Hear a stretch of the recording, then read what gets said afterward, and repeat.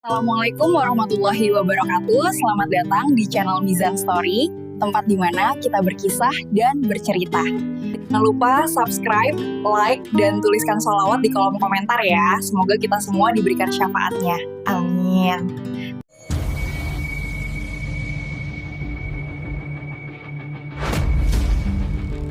Apa jadinya kalau seorang pelajar SMA viral karena dijemput dalang kontroversial? Di balik video 27 detik itu, ada perjuangan yang tak diketahui siapapun.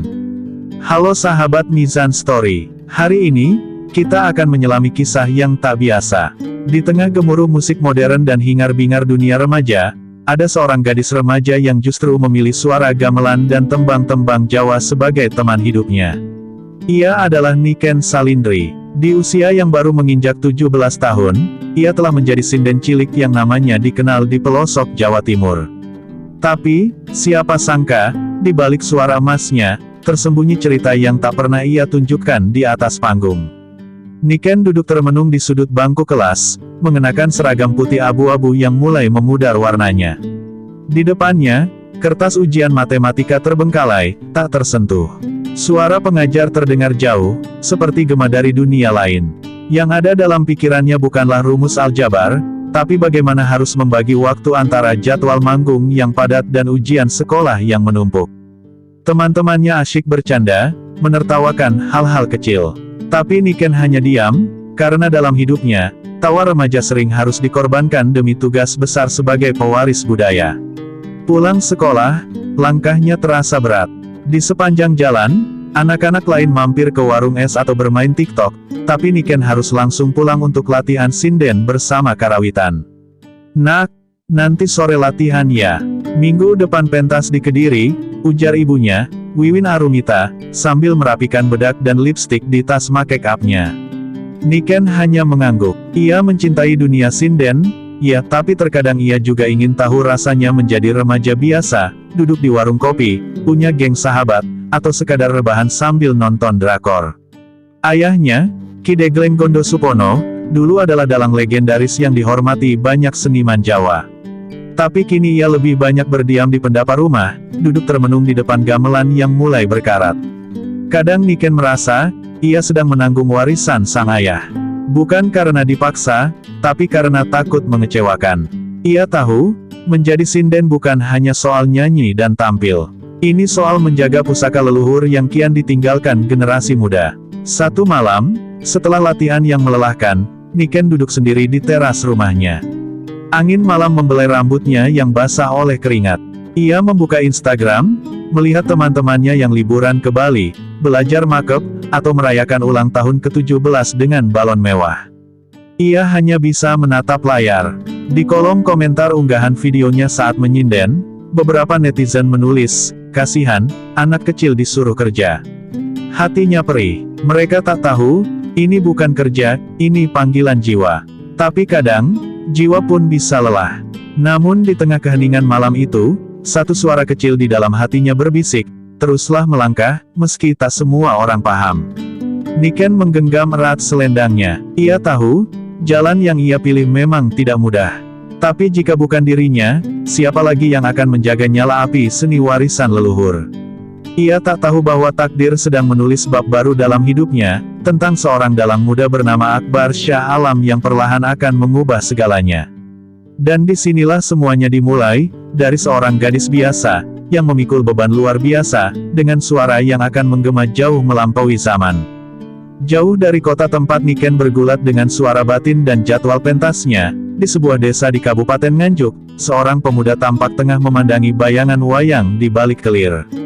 Namanya Akbar Shah Alam, seorang dalang muda yang tak biasa. Ia bukan dalang yang hanya memainkan lakon pewayangan untuk hiburan semata, tapi untuk menyampaikan pesan.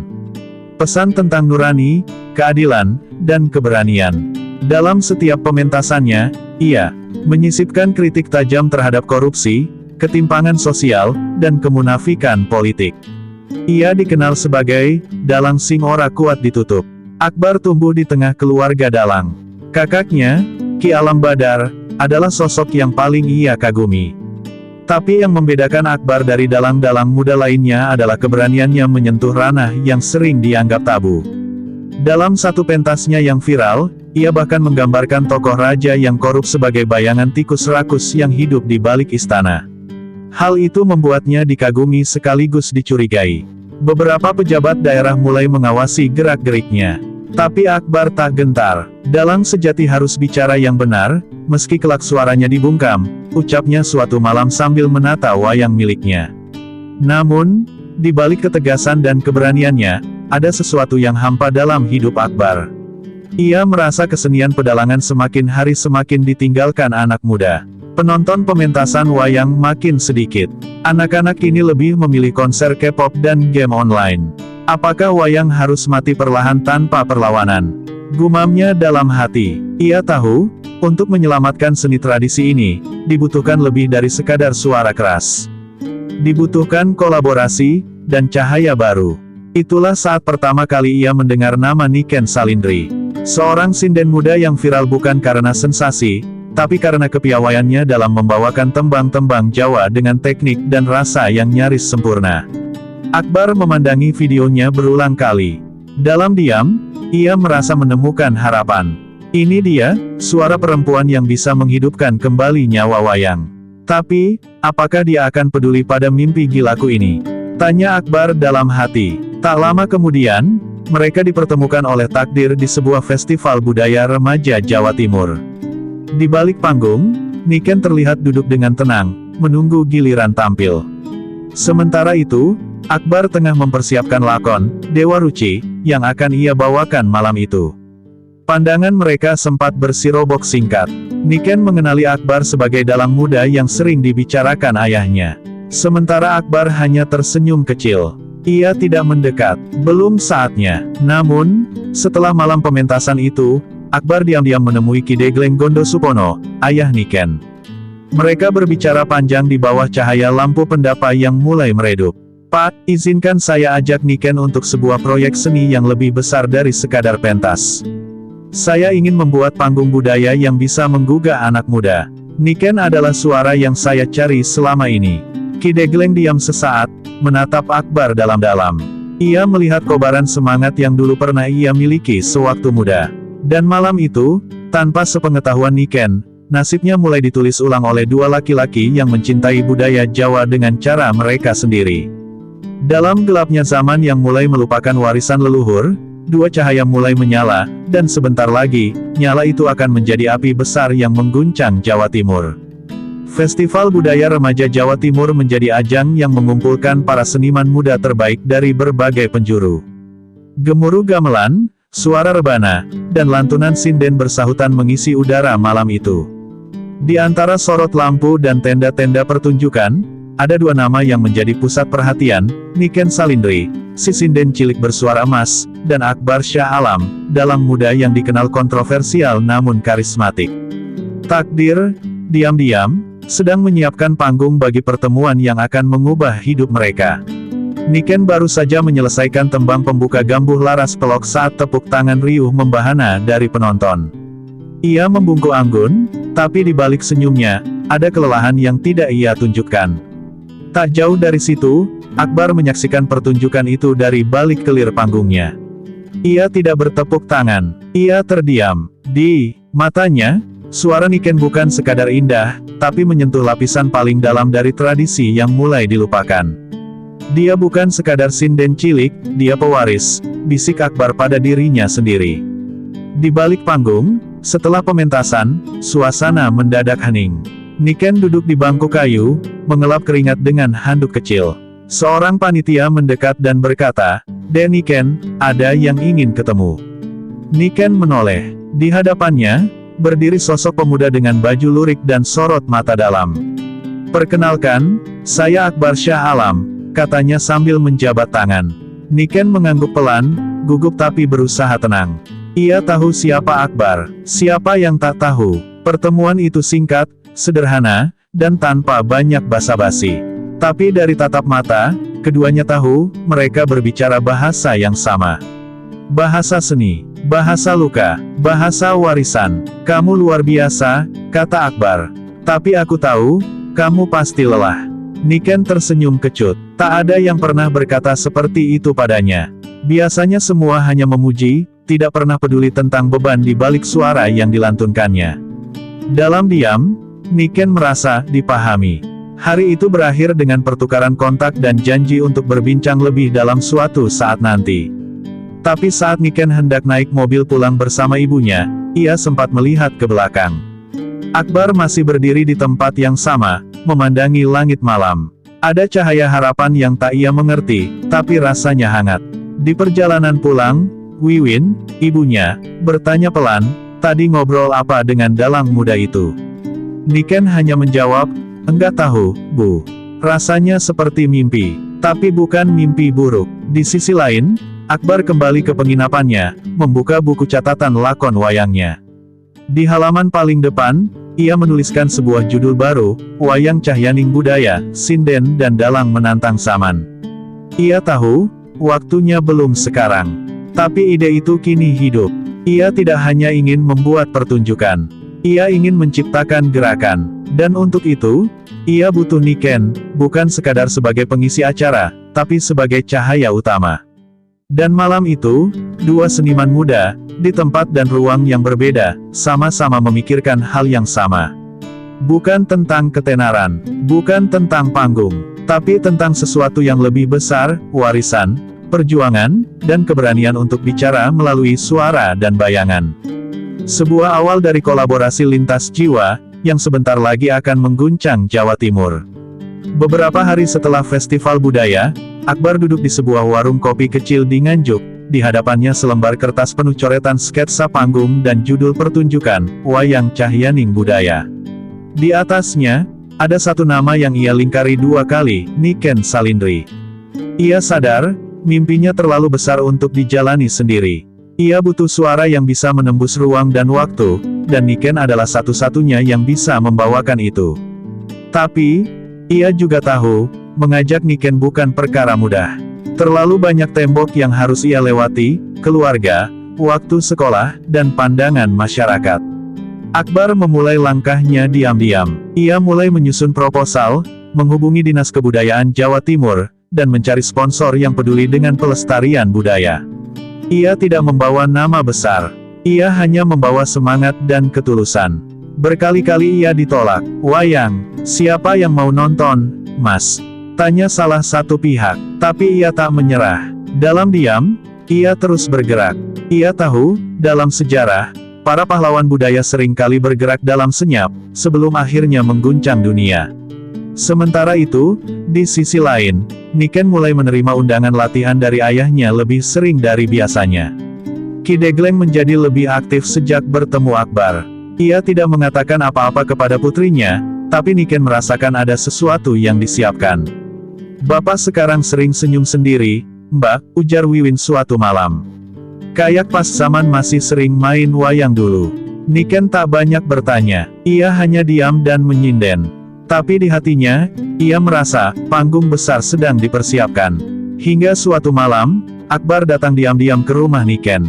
Ia datang bukan untuk melamar, bukan pula untuk pamer. Ia datang membawa map lusuh berisi proposal pertunjukan. Di pendapa rumah, di hadapan Ki Degleng dan Wiwin, Akbar membuka isi hatinya. "Saya ingin menghidupkan kembali seni tradisi, Pak. Tapi tidak dengan cara lama. Saya ingin mengajak anak-anak muda, lewat pertunjukan yang menyentuh nurani dan pikiran mereka."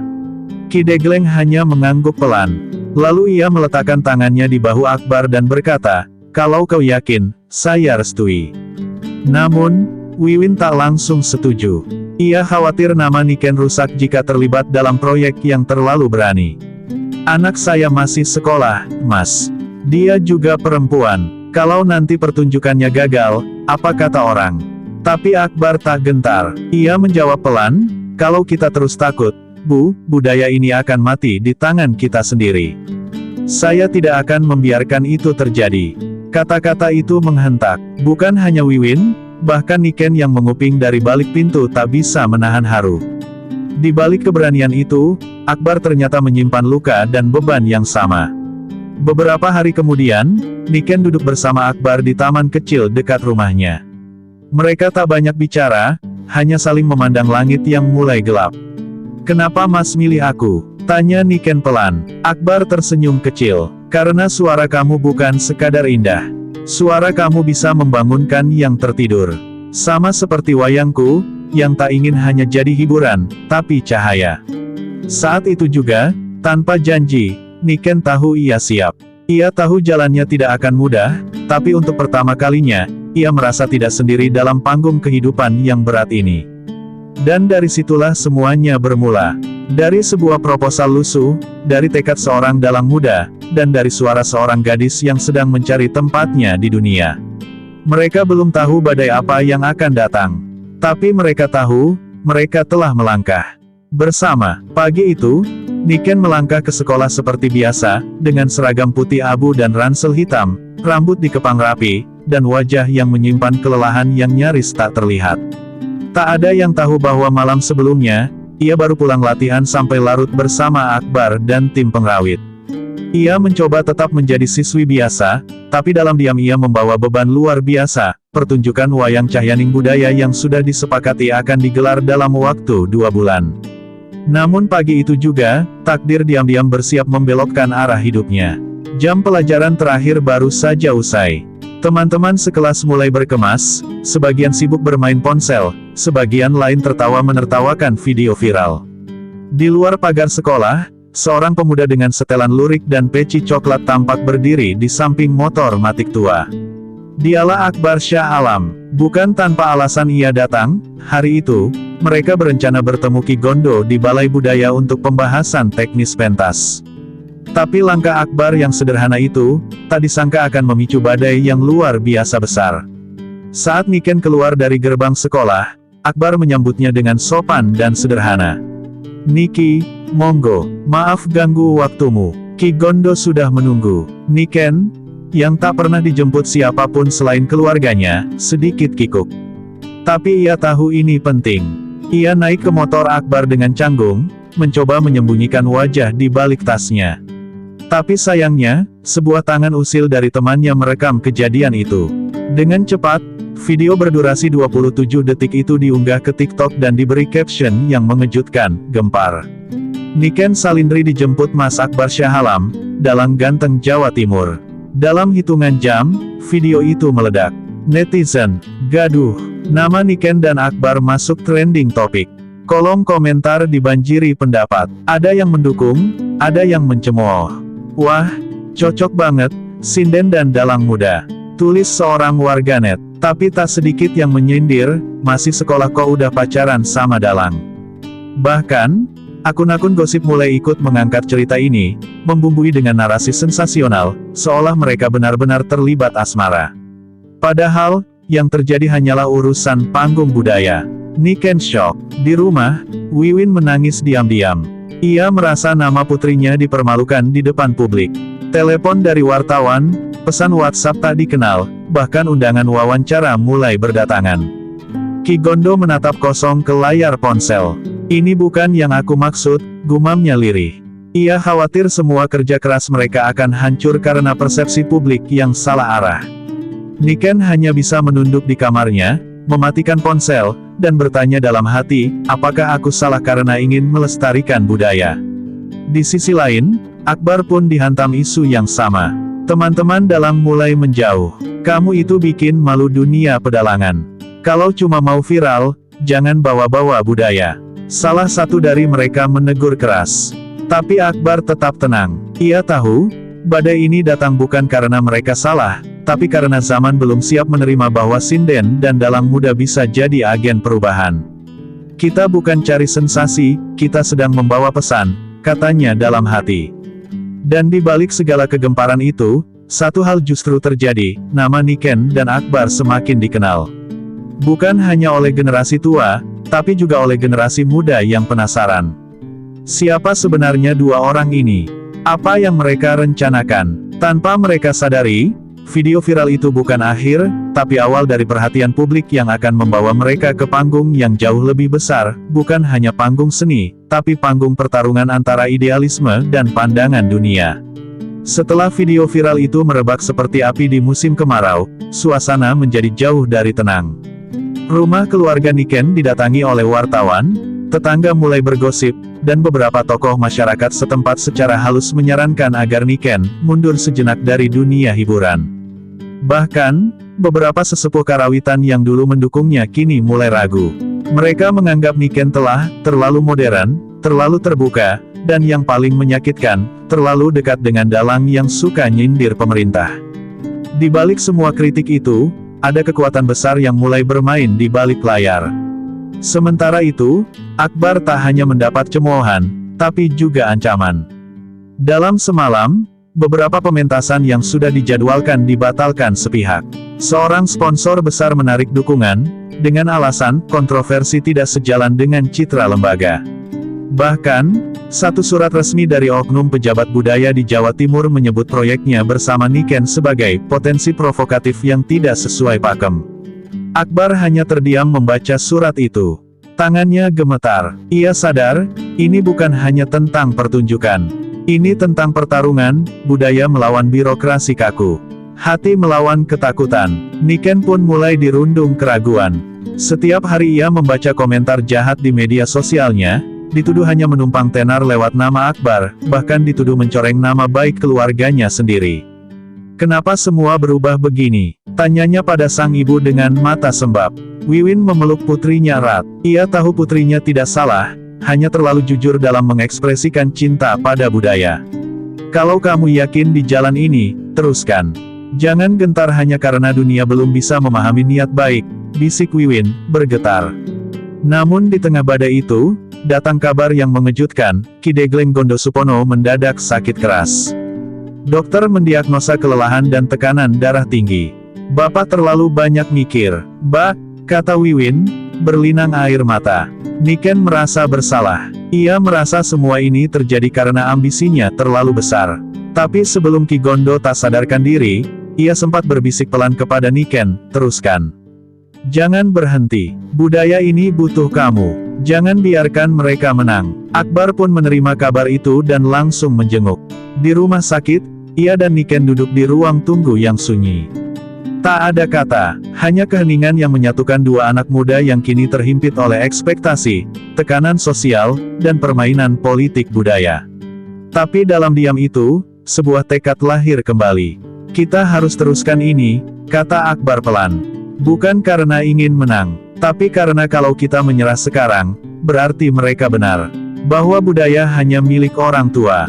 Bahwa anak muda tak punya hak untuk mencintainya. Mereka pun kembali merancang ulang segalanya. Pertunjukan wayang Cahyaning budaya dipindahkan ke lokasi yang lebih sederhana, tanpa dukungan sponsor besar, tanpa janji panggung megah. Tapi justru dari kesederhanaan itulah muncul kekuatan. Kalau harus pakai senter, ya kita pakai senter.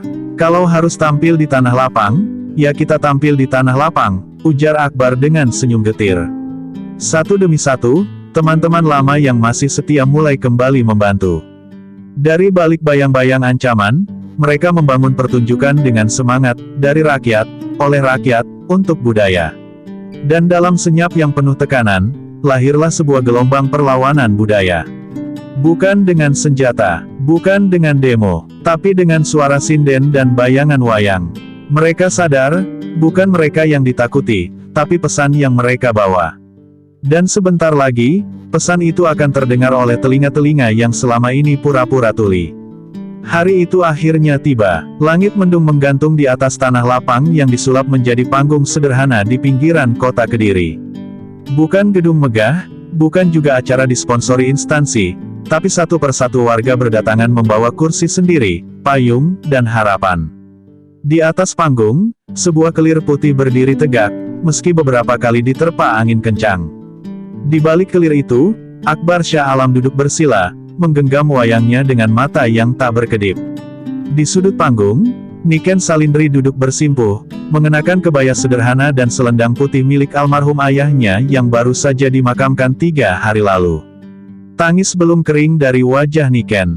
Ia menyinden malam itu dengan dada berat, bukan karena duka semata, tapi karena perjuangan ini adalah wasiat terakhir Ki Degleng Gondosupono.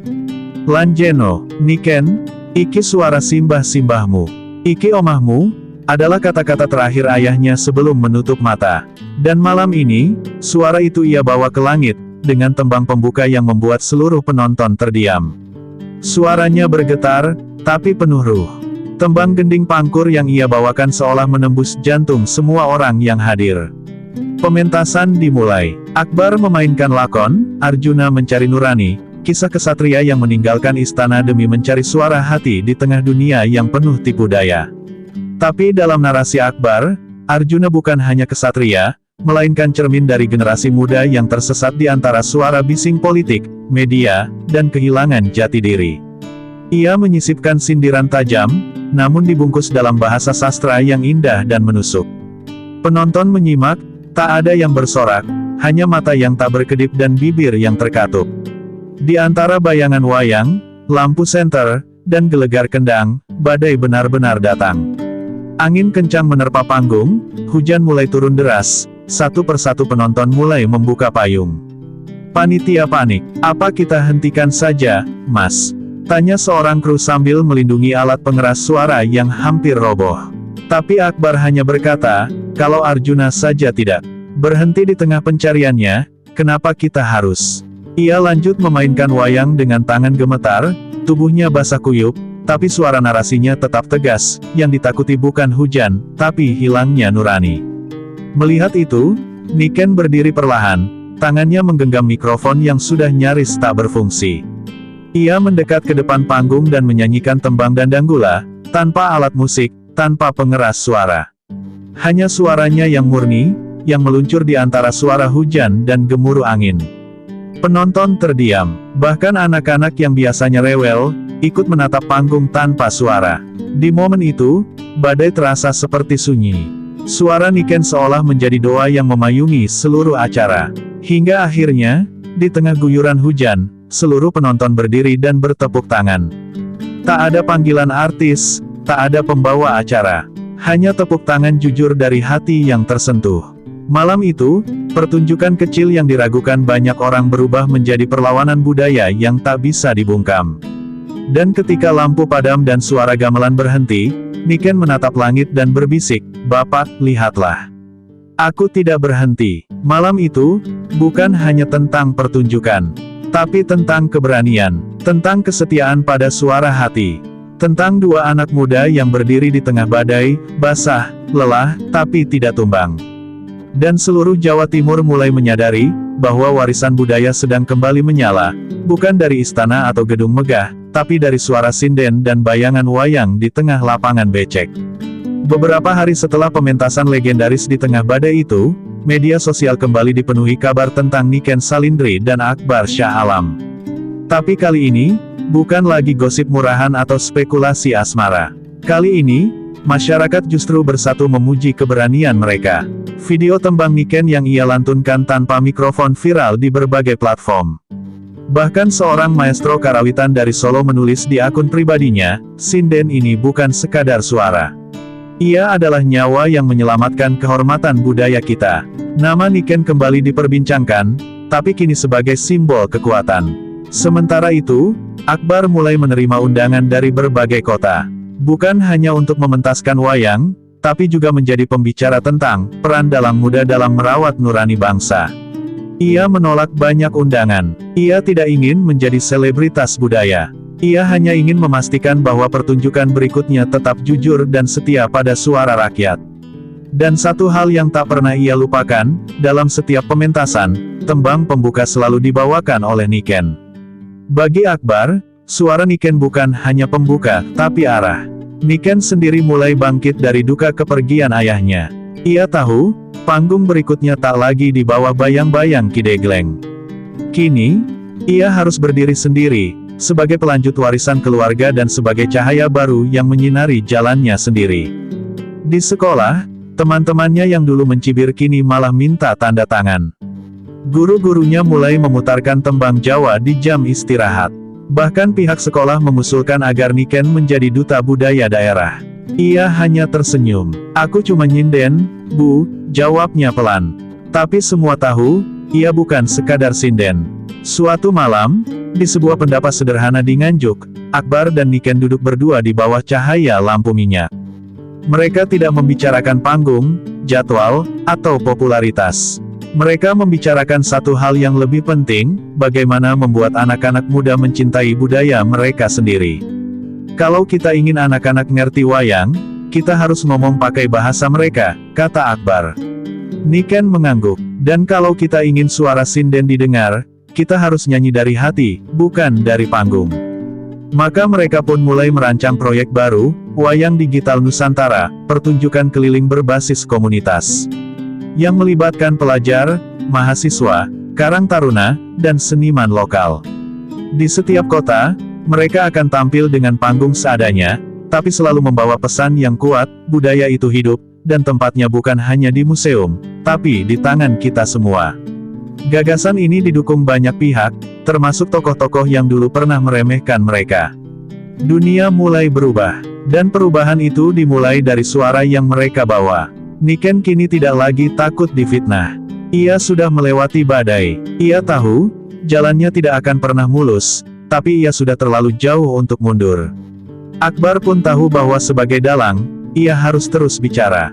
Bahkan ketika semua diam, bahkan ketika kelirnya robek, bahkan ketika wayangnya retak. Sebab dalam setiap bayangan, ada cerita yang harus terus diceritakan. Dan dalam setiap tembang, ada doa yang harus terus disuarakan. Dan begitulah, dari tengah tanah Jawa yang sunyi, lahir sepasang cahaya baru, satu membawa suara langit, satu membawa bayangan bumi. Mereka bukan pasangan kekasih, bukan pula duo selebritas. Mereka adalah penjaga, pengingat, dan penyala lilin di zaman yang gelap. Dan selama ada yang mau mendengar, mereka akan terus bersuara. Untuk budaya, untuk nurani, untuk Indonesia. Dan begitulah, di tengah gempuran zaman dan badai prasangka, dua anak muda dari tanah Jawa menunjukkan pada kita bahwa suara hati dan warisan budaya tak akan pernah mati, selama masih ada yang mau menyuarakan, memperjuangkan, dan menghidupkannya. Niken Salindri, dengan tembang yang keluar dari luka dan cinta. Akbar Shah Alam, dengan wayang yang bicara tentang nurani dan perlawanan. Mereka bukan sekadar pelaku seni. Mereka adalah penjaga api kecil yang menerangi jalan kita sebagai bangsa. Karena budaya bukan sekadar masa lalu, tapi napas hari ini, dan cahaya untuk esok. Terima kasih telah menonton cerita ini sampai akhir. Semoga kisah ini menginspirasi kita semua untuk lebih mencintai seni, menghormati perjuangan seniman muda, dan menjaga warisan budaya Indonesia.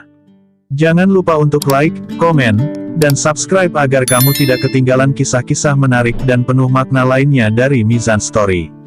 Dan seperti biasa, tuliskan sholawat di kolom komentar agar hidup kita senantiasa diberkahi. Cerita ini bersifat fiktif dan hanya untuk hiburan serta edukasi. Nama tokoh dan peristiwa dalam cerita ini ada yang berdasarkan tokoh nyata, namun alur dan kejadian merupakan hasil dramatisasi imajinatif semata. Tidak ada maksud untuk menyinggung, merugikan, atau menyebarkan informasi palsu. Terima kasih sudah menonton sampai akhir, sahabat Mizan Story. Wassalamualaikum warahmatullahi wabarakatuh.